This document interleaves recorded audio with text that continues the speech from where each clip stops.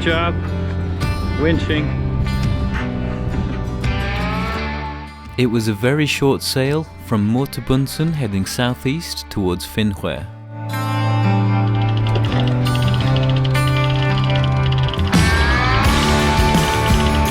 Where are we going? I don't know, we're going into a very tight harbour though. What was it called? Finnskär. Finnskär. So this is where the forward scan is going to come in very, very handy, because I know the depth in front of us on the chart goes down to 2.5 meters. But it actually does look like a minefield in where we're going. That means it's getting deeper. Shallow. Down to 1.3 meters under the keel. Creeping forward. 1.8 knots. Can we go a bit slower?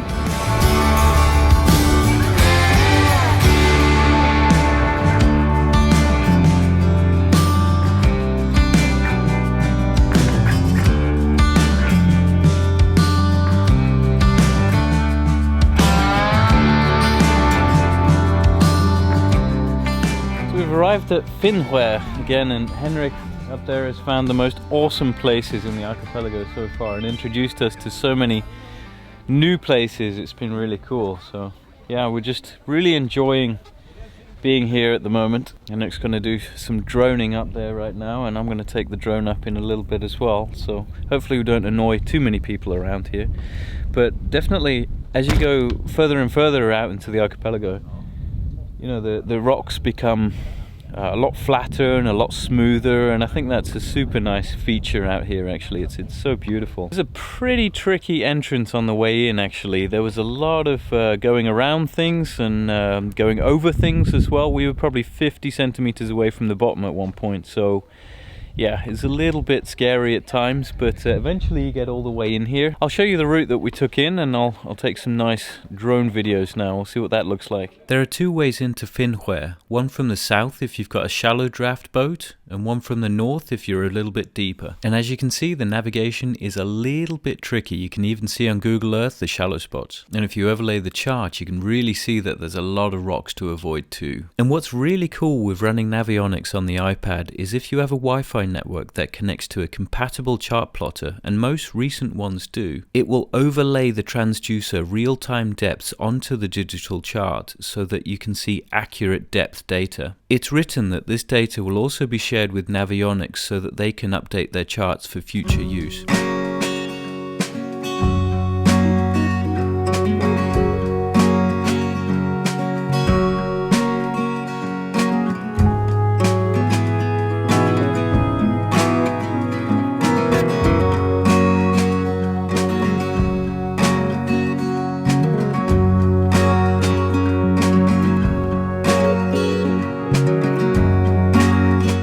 Jenga time again with Henrik. Did you buy this one? I built it. I was gonna say it looks home cut. Yes, it's home cut. You know? Super cool. Big Jenga. Hello ladies. Are you gonna try and get up from there? Nope. No. It's a matter of speed. You're gonna launch yourself. Safe one down there.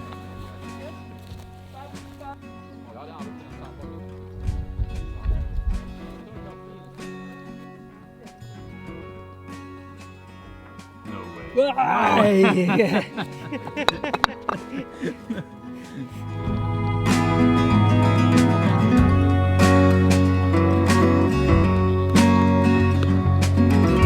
Right now, you know, when the weather's nice and when the winds are just right and you find a nice sheltered place for the boat and everything, there's no place I'd rather be in the world than in Sweden. You know, we have very short summers up here, but they're very good ones, or they can be. Of course, if you're up here and you've got a really small, shallow boat, you can get into beautiful spots like this. You know, you can find all these secret places where you know that no one else is going to go into unless you know them. It's very difficult actually, because everyone is following the same books and the same information actually to go out to these anchorages. So yeah, it's a skill to find the secret spots.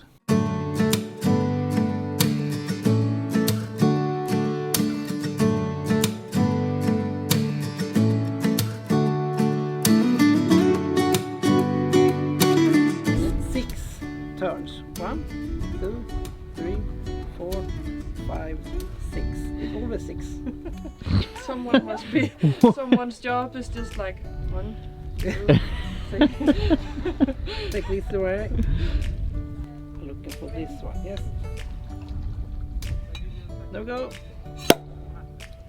Oh, Nice. cool. Nice. And no dripping here. Party trick. Yes.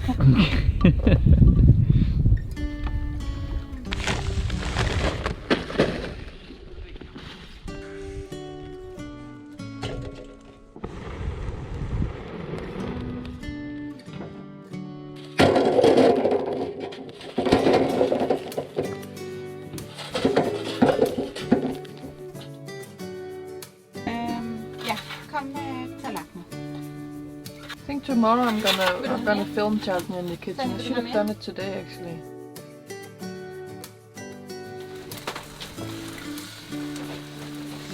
I haven't made the holes big enough. The holes in the bread? Yeah, because I didn't want to lose too much bread. But It looks it's great not, though. It's not going good. It's not going good? Nope. I'm sure it's going to be great. Good morning, guys. It is another morning at Finnskär. This beautiful, beautiful place, and the sun's come out to greet us this morning. And summer is back. Marianne's happy as well. Are you happy? Yeah, I'm happy.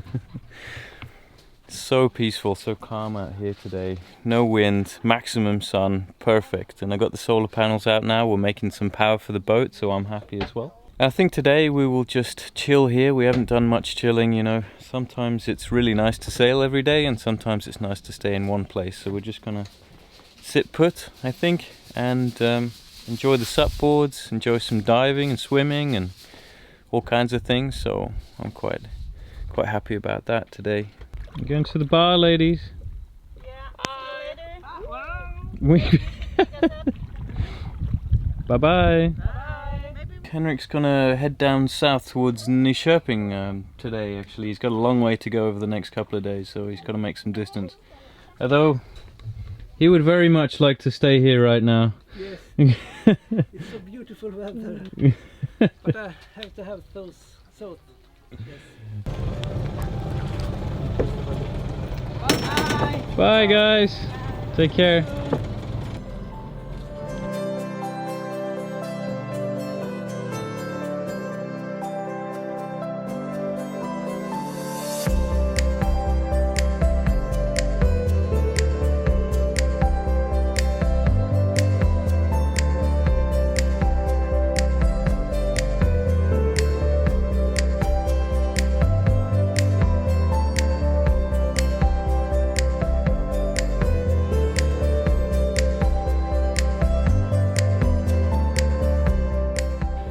So guys, I'm having such a beautiful chill day here. Been on my own for about an hour and a half now. I'm just going around the boat, just looking at various systems and what I could do next winter to the boat again, and look at new projects, you know, because you forget about the bad times with projects and you forget about the hardships. You just gotta think, okay, what could I do better next year? You remember the good memories about doing things to the boat all the time, if that makes sense with the projects. But just looking at the solar panels right now,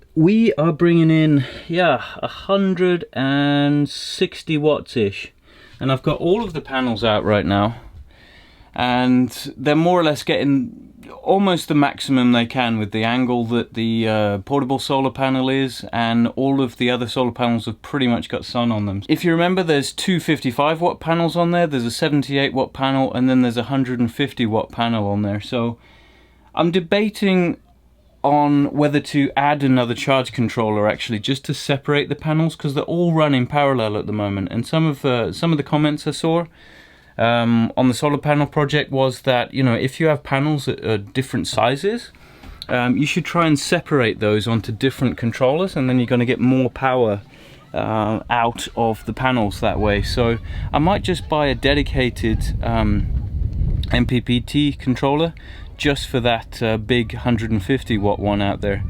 I'll have to see. I'm going to do more research on it, but it's just an idea at the moment.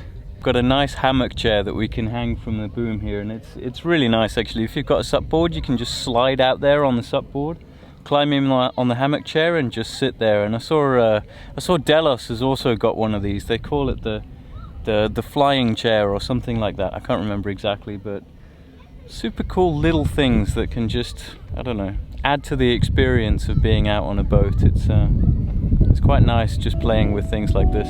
And even though I'm on holiday, it's always nice to squeeze in a workout here and there.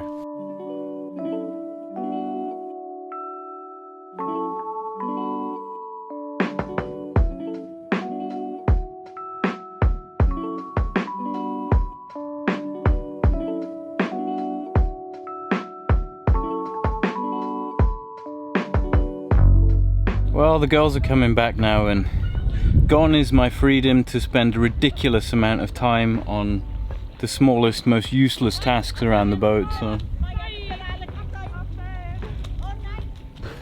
it looks like they're racing back. But the ability to make food is also back. That's a very important thing.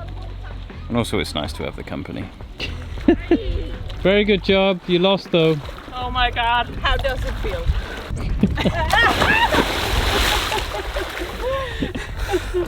Okay. Did you get hot?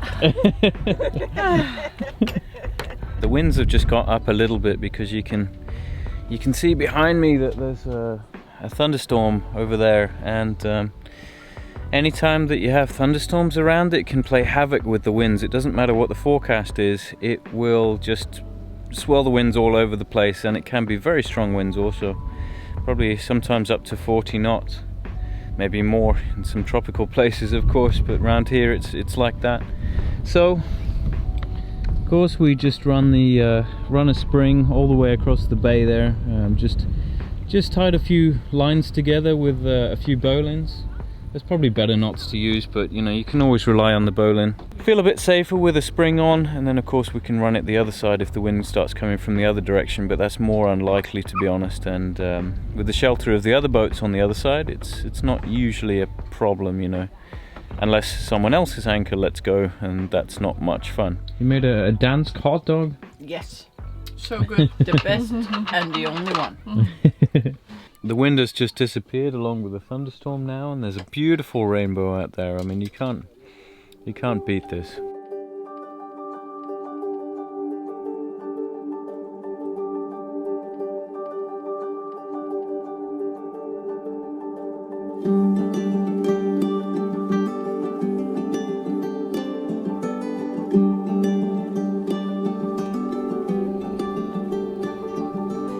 Guys in your onesies.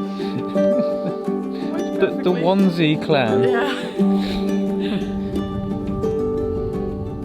Beautiful, isn't it? Yes, it is. This is Sweden at its best, pretty much.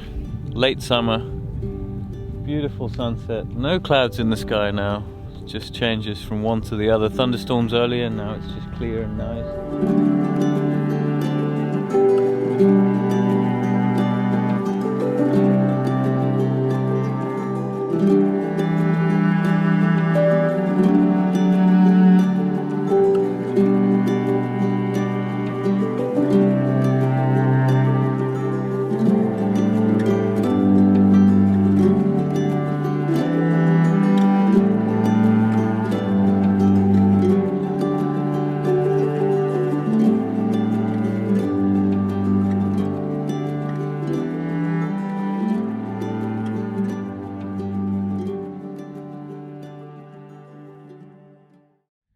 Good morning, guys. So peaceful and calm right now. Well worth getting up early in the Stockholm archipelago, although I don't do it very often. But when you do, it can be very rewarding. Today, we're starting to head west, actually, back in towards Stockholm, going to our guest harbour at Stora Sanden to drop off Mariana and Sarah in a couple of days, and then we've got another week out here, so still some more adventures to come. Spending some nice times out here in the archipelago, but yeah, we've been out for almost 3 weeks now, and it's been awesome so far. Really nice. And it takes about a week, I think, to really forget about work and just really get into the mood of it, really, and just completely relax and just think about nothing but what you're doing on the boat, what the plan is for the next day, what you're going to eat. Yeah, it's so so peaceful actually. Really a nice way to spend a holiday, I can tell you that. So while Sarah's holding the front, Tanya can go and release the one on the tree up there, and it gives her plenty of time actually, and because there's no wind it makes it very easy for us to leave today. Chris, we're on. When leaving very early in the morning, I try not to turn the engine on before we get a little further out, and the Anchormatic wingless can run on its own without the engine running.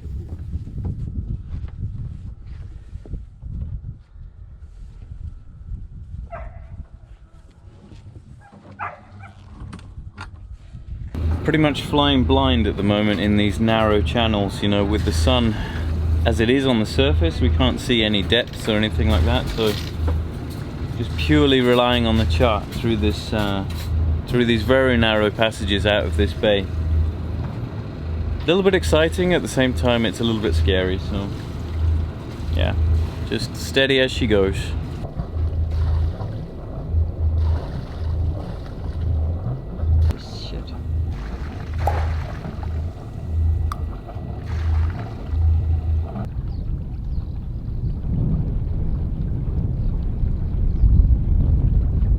Good morning everyone, we're leaving Finnskär and we're just passing one of the only houses on the islands that we've seen. And even though the deers here are actually wild deers, they all seem to be collecting or congregating around the house here. I don't know if the people who lived in the house are some kind of caretakers, but the deers are actually wild. They were placed here in 1920 to create some wildlife on these islands, but it's very strange. Every time that we've been here, they are all collected around this house.